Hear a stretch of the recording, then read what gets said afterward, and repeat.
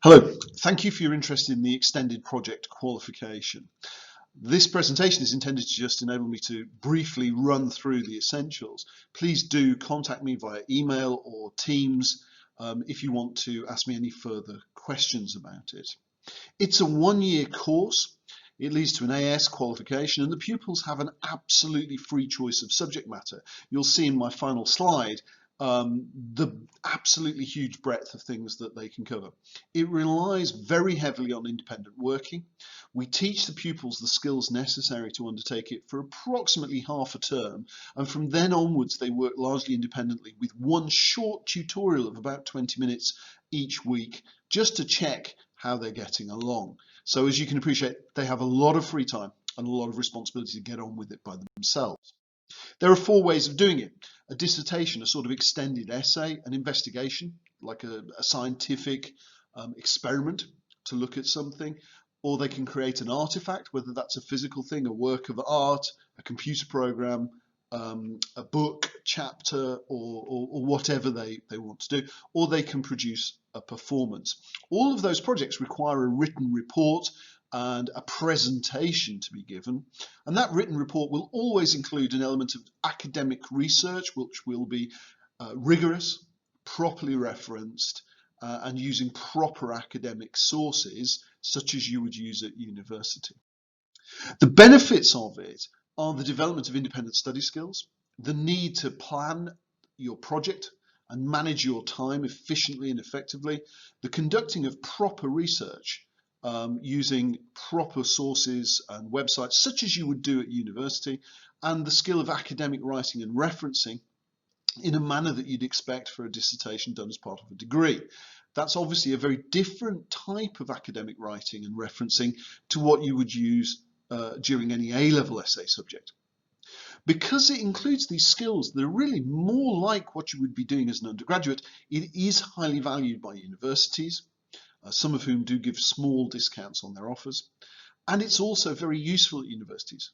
Alumni of the extended project qualification have said they felt that they were at an advantage over their fellow undergraduates in that first year because they already had many of the skills that others were having to learn for the first time.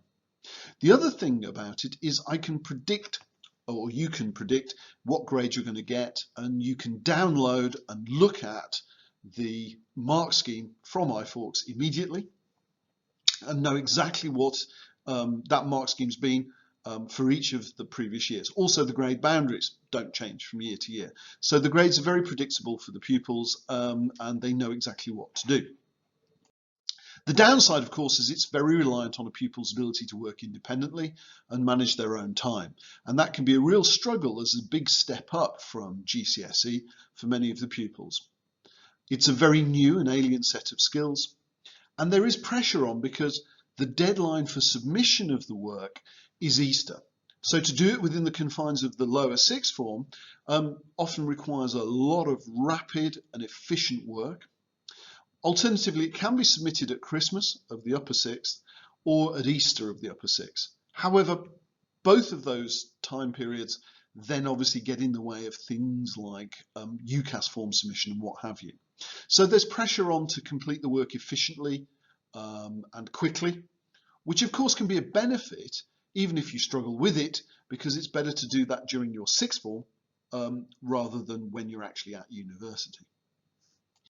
Some examples of projects we've run in the past are set out here, and you can see in the dissertation topics as diverse as is the high street doomed, should plastics be banned, and are rape prosecution levels of success due to institutional misogyny.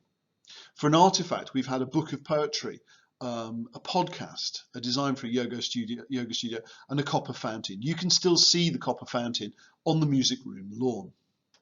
With investigations, we had a recreation of a scientific experiment to investigate micro-expressions and a computer program generated to investigate a very famous software programming problem and mathematical problem. Lastly, we've had performances using sign language and a presentation of Reasons to Stay Alive as a one-woman show, a very powerful and moving piece of drama. Pupils have an absolute free choice as to what they want to do, subject to it lending itself to a good project. As I say, if you have any queries, anything else you want to know, please do email me via the school account, and I'd be very happy to be of assistance. Thank you for your time.